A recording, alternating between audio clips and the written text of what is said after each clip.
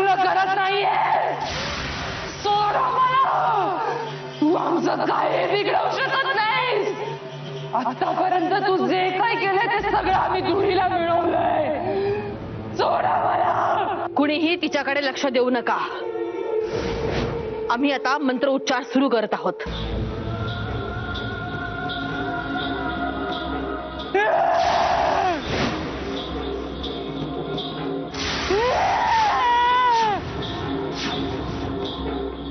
कौशल्या बरोबर थांबलोय सगळं, नाहीतर आम्ही अवनीचाही जीव घेऊ.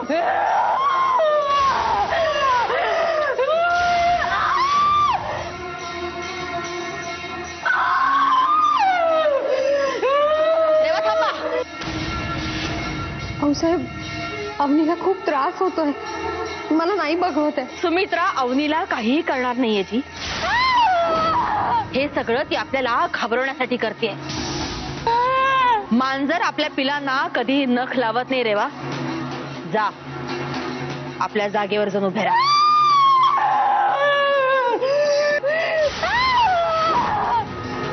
हो आऊसाहेब, आता आज हे संपायलाच हवं.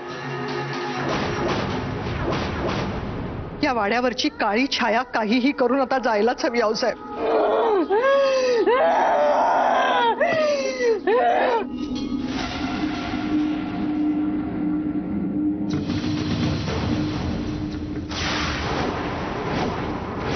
अवनी, आता तुला आमच्या मागून मंत्र म्हणायचंय जी. बोला.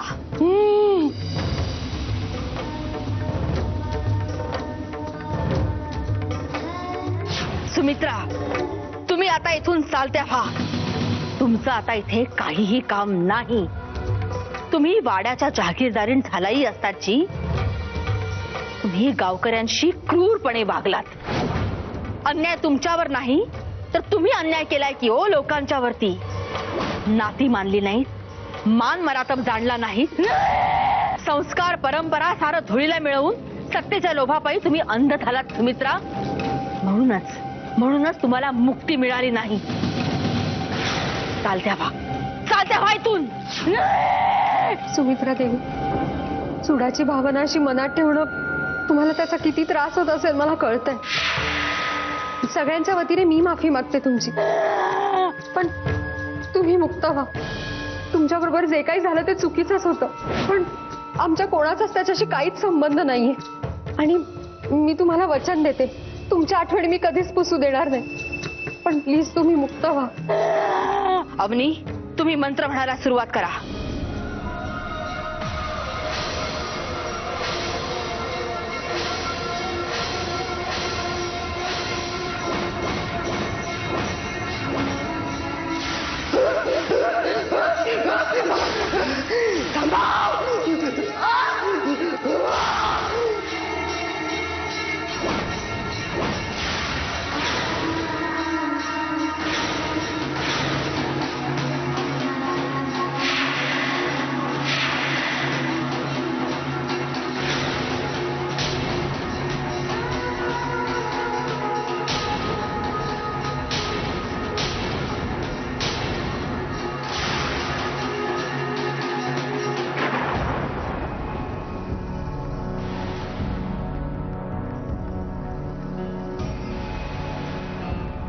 रेवा, पाणी मारा त्यांच्या तोंडावर.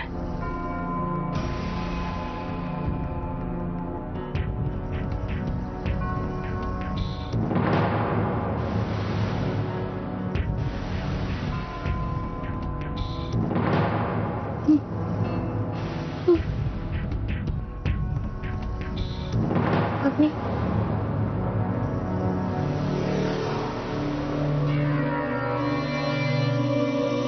ताई, अरे वा, ताई, ताई, ताई खरंच गेली. अरे वा, ताई, ताई खरंच गेली. रडू नका अवनी.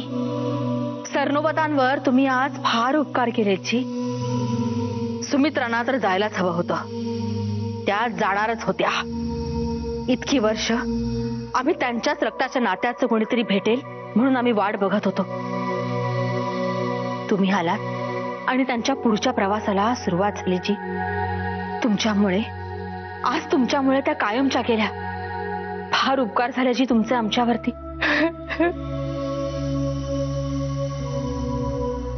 अग्नी, शांत हो.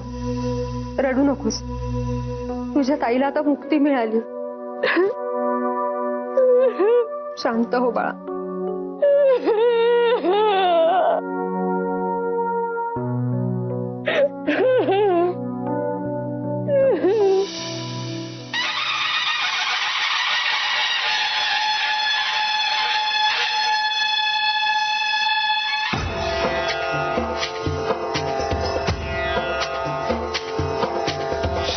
लाल चढ़ायो अच्छा गजमुख को, दिल लाल विराजे सुत गौरी हर को, हाथ लिए गुड़ लड्डू साई सुरवर को, महिमा कहे न जाए लागत हूँ पद को। जय देव जय देव जय जय जी गणराज विद्या सुखदाता, धन्य तुम्हारो दर्शन मेरा मन रमता। जय देव जय देव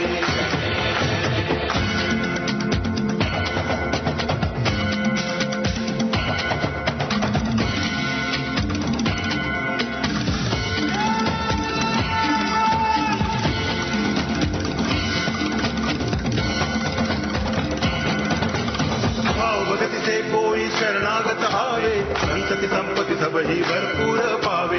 ऐसे तुम महाराज मोको अति भावे, गोसावी नंदन नित दिन गुण गावे। जय देव जय देव जय जय जी गणराज विद्या सुखदाता, धन्य तुम्हारो दर्शन मेरा मन रमता। जय देव जय देव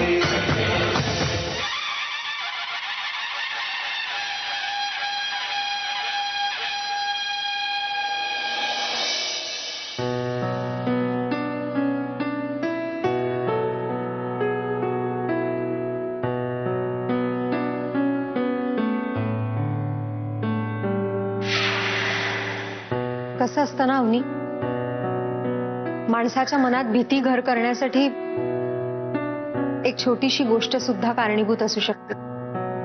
आता हा दरवाजाच बघ ना, कुठल्याही सर्वसामान्य घरात सापडेल असा दरवाजा आहे, पण या वाड्यात मात्र या दरवाजामुळे अनेक वर्ष भीती पसरली.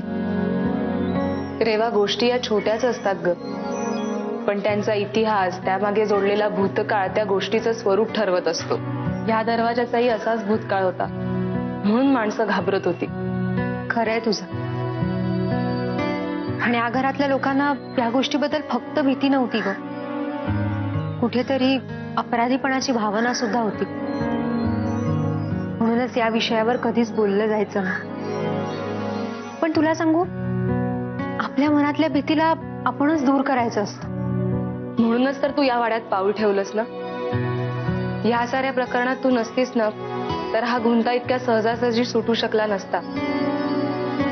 इतक्या सगळ्यांचा निस्वार्थीपणाने विचार करून तू सगळ्यांना यातून बाहेर काढलेस. असं नाहीये अवनी. उलट या घरात मी आले ते अनयमुळे, आणि त्यानंतर एका मागोमाग एक घटना घडत. तुला माहितीये, मला नेहमी असं वाटायचं की हे दार मला स्वतःकडे बोलावतं. अगदी अनयच्या जीवावर बेतण्यापर्यंत सुद्धा घटना घडत गेल्या.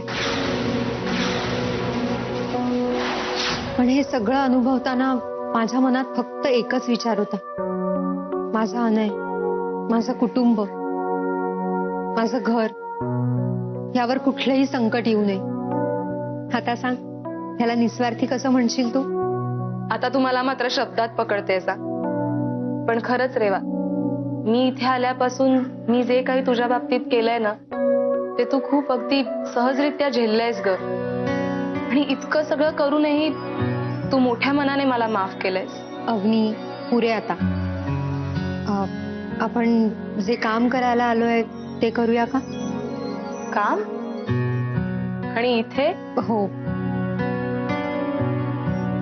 अवनी, हा दरवाजा ह्या वाड्याच्या भीतीचा एक भाग होता. तसही आता हा दरवाजा उघडलाच गेलाय, पण सरनोबतांच्या मनातली भीती मात्र नाही गेली. आणि ती भीती मला काढून टाकायची, अगदी कायमची. आणि त्यासाठी तुला हा दरवाजा पुन्हा उघडायचा आहे. रेवा, पण मला माहितीये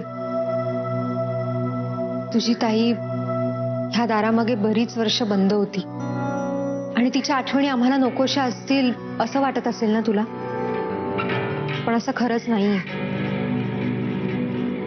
त्यांच्या आठवणी मी कधीच पुसू नाही देणार, कारण त्या आमच्याच परिवाराचा एक भाग होत्या.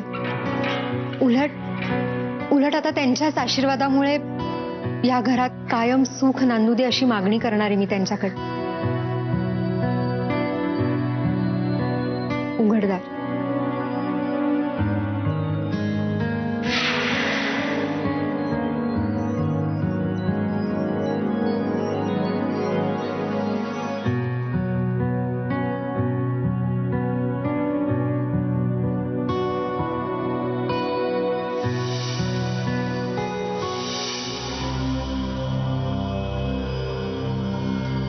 रेवा, अनय, तुम्ही पाया पडून घ्याची.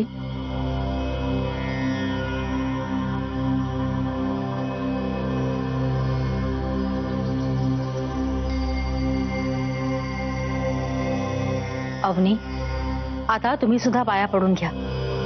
आणि हे बघा, अजिबात वाईट वाटून घेऊ नका. तुम्ही तुमच्या बहिणीला मुक्त केल्याची. आजपासून तुमच्या एका नवीन आयुष्याला सुरुवात होते. या, पाया पडून घ्या.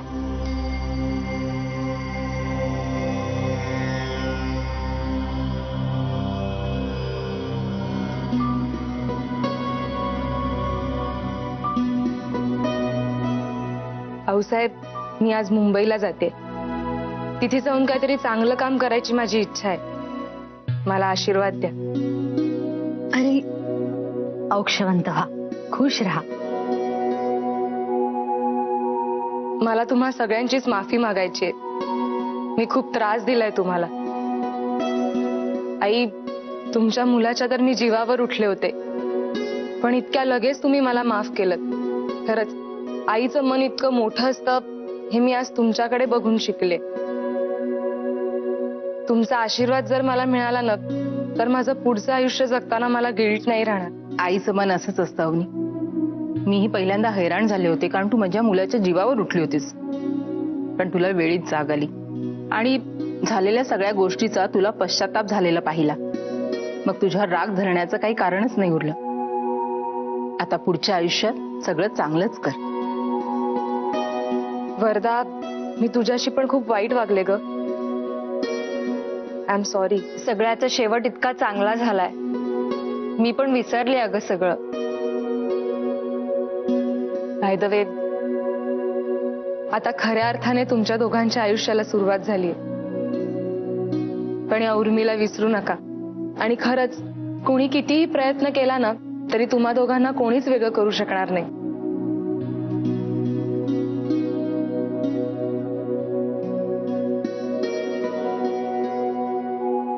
हे घे.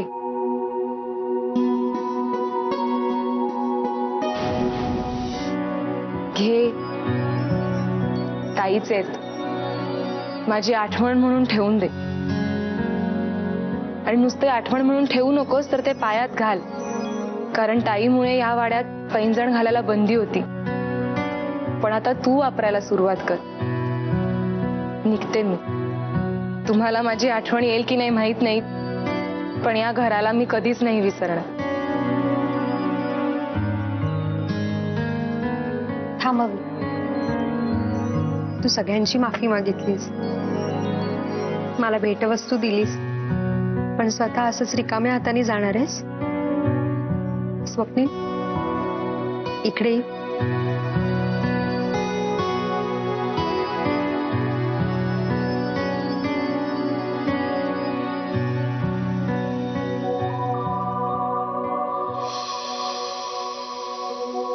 मला माहिती आहे अवनी, तुझ्या दोघांमध्ये खूप प्रॉब्लेम झाले, पण स्वप्नीलच तो मुलगा आहे जो तुला खरंच सुखी ठेवू शकतो.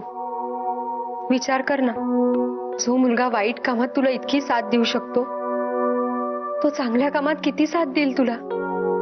आणि अवनी, आयुष्यात जोडीदाराची खरंच खूप गरज असते. आणि तो जोडीदार जर तुमच्यावर प्रेम करणारा असला तरच आयुष्य सुखी होतं. दादा,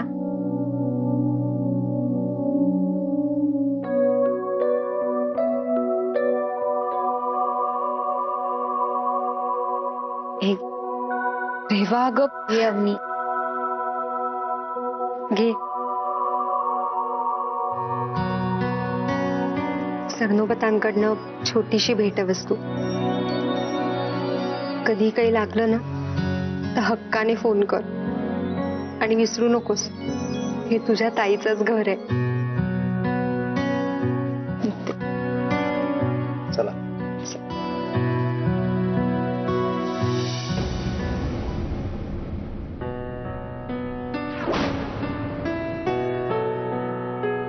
भैरवा, आता या वाड्यात सगळं काही चांगलं होऊ दे जी. अनय आणि रेवाच्या प्रेमाला कुणाचीही दृष्ट लागू देऊ नका जी, कुणाचीही दृष्ट लागू देऊ नका. हॅलो अवनी, अगं कुठे आहेस तू? मी तुला पोचल्यावर फोन करायला सांगितलं होतं ना, विसरलीस ना? बर पोचलीस ना व्यवस्थित, काही हरकत नाही. आणि मी सांगितलेलं लक्षात ठेव, काही लागलं तरी हक्काने मला फोन कर. हा हो हो, इथे इथे सगळे ठीक आहे. हो मी सांगते आणायला पण. हो हो, हा चल चल, बाय. काय चाललंय तुझं? आणि हे काय, दार उघडं असतानाच या गोष्टी सुचतात ना तुला? मी आता तुला एक क्षणभर सुद्धा लांब ठेवणार नाही. अच्छा, का? आज इतकं प्रेम का उडू चाललंय? काही विशेष आहे?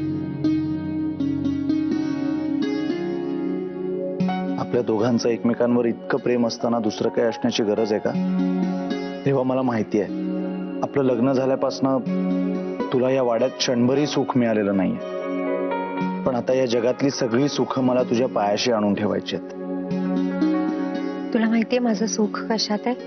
कशात? तुझ्या आयुष्याशी माझं आयुष्य बांधलं जाण्यातच माझं सुख आहे. मग हे दागिने, कपडे यात मला काहीच इंटरेस्ट नाही. तुझं प्रेम, आपल्या घरातल्या लोकांचा आशीर्वाद, त्यांची माया, हेच माझं सुख आहे. तुझ्या ह्याच गुणांनी तर माझ्यावर मोहिनी घातली रेवा. खरंच मी तुझ्याशिवाय माझं आयुष्य इमॅजिनच नाही करू शकत. आता आपल्या आयुष्यात कुठचंच संकट नको यायला.